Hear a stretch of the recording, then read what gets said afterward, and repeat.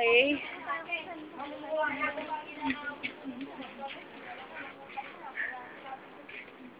Okay po, pupunta na po tayo dito sa kagubatan. Sinasama pa yan. Naglalakad po tayo. Ang init, grabe! Nag-hiking po tayo pero ang suot nito ay naka-tube. Cute daw.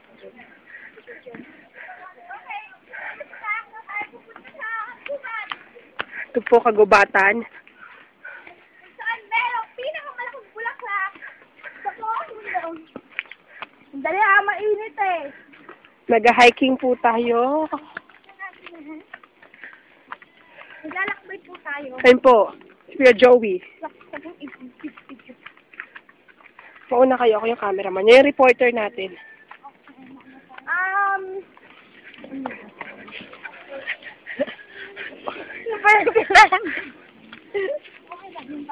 Ano po yun? Naglalakad na po tayo. Malapit na po ba tayo? Oo, malapit na tayo. Oo, makikita natin yung pinakamalaking bulaklak na meron din pala dito sa Bulacan. Hindi lang sa bundok makikita. Pag nakaharap ka sa camera, hindi ka nagsasalita. Wow, legs. Wow! Yan po si Kheycie Lantaca. Suki po ng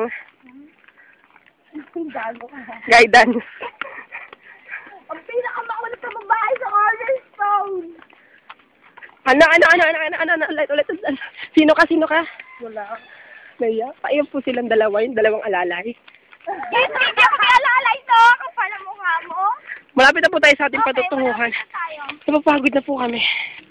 Ang haba-haba po na nilalakad natin. Nakikita niyo po si Kheycie.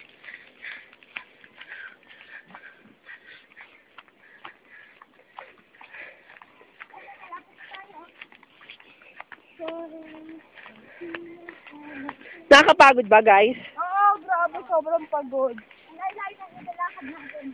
Malapit na po tayo.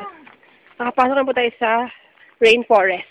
Rainforest? Meron ba nun? Ayun na! Ako mag-ain. Ayan na po. Apong-apong yan ah! Ito po yung ito po yung pinakamalaking bulaklak. Lakasan mo. Dito lang po siya nakikita sa Bulacan. Hindi lang sa Bulacan makikita yan. Tignan niyo po sa malapitan. Bilis, tignan mo.